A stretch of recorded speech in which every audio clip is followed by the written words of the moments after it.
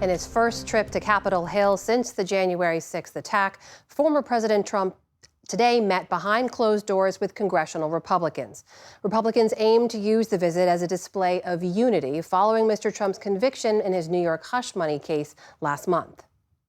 We have great unity. We have great common sense. A lot of very smart people in this room and a lot of people that love our country.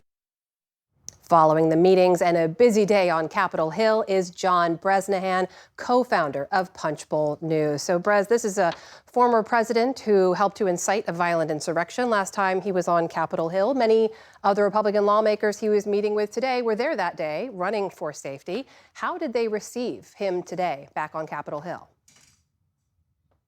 Well, it was interesting because there were two different meetings. He met with House Republicans in the morning, and that was kind of more of a raucous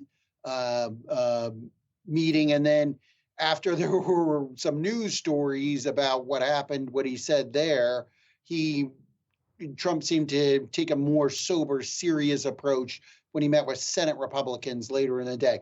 It was fascinating because you did have, for instance, Senate Minority Leader Mitch McConnell, who was who fell out with Trump after the election in 2020. He made the serious sin of saying that President Joe Biden actually won the election. Trump went on to attack McConnell for a long time, in really derisive terms. He attacked McConnell's wife, former Transportation Secretary Elaine Chao, in racist terms.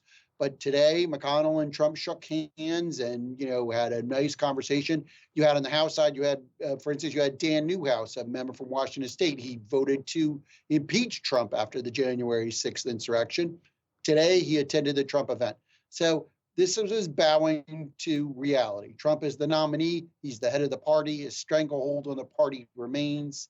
And, Republicans, if you want to get along in the Republican Party, you have to, bow to Trump. And that's the reality that they face today. There's a lot happening among lawmakers today. I want to ask you, too, about Republican Senator J.D. Vance's move today, pledging to block President Biden's judicial nominees and U.S. attorney nominations in what he called his response to the current administration's persecution of former President Trump. We have seen previous Republican senators, Senator Tuberville, for example, block military nominations for months at a time. Is this a path Republicans want to and are willing to go down again? Well, this is a little bit different. What Vance and several other senators were saying today, they were going to expand their blockade against Biden nominations.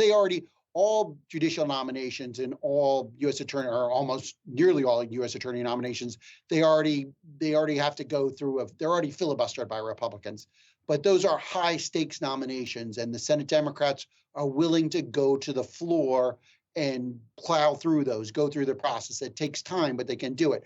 What Vance said today was, we're going after even ceremonial nominations, like Barbara Lee to be on the UN, Barbara Lee, a Democrat from California, to be on a UN advisory council. I mean, this is a ceremonial position. This is a member of Congress. These are usually things they give deference to each other on. And this should sail through unanimously. But they're saying, if the Democrats want to do this, they're going to have to spend time on it. And their betting is that the Democrats won't, because they're going to try and focus on judicial nominations and other more important nominations. What it is just another sign that they, again, this is J.D. Vance, who's of Ohio, the Republican senator from Ohio. He is very interested in being a vice president, and he is doing this to help himself with Trump, to help raise his status with Trump. And this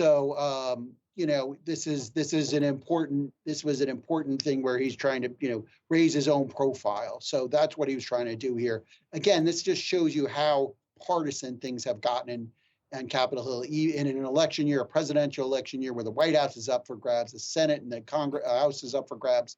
So everything is, just a slugfest. Brez, I have less than a minute left, but I have to ask you about this other move. A Democratic bill moved forward to protect IVF nationwide. Republicans blocked it, except for two Republicans who voted in favor of it, Senators Murkowski and Collins. Senate Republicans then went on to sign a letter saying that they support IVF, that this bill was just too broad. In short, is this still a politically vulnerable issue for them?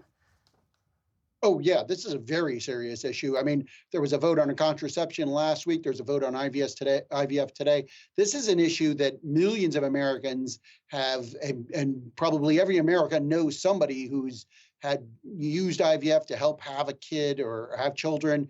And so there's a lot of support for this. Republicans have said, that they want to enshrine this in the law, but they don't want to do what the Democrats did. So Democrats are using this to raise the issue on abortion and contraception and women's rights, and that that Republicans are, want to march the country backwards. And that's why these show votes, they're symbolic, but they're important. That's why this is an important issue. John Bresnahan, co-founder of Punchbowl News. Always good to see you. Thank you. Thanks.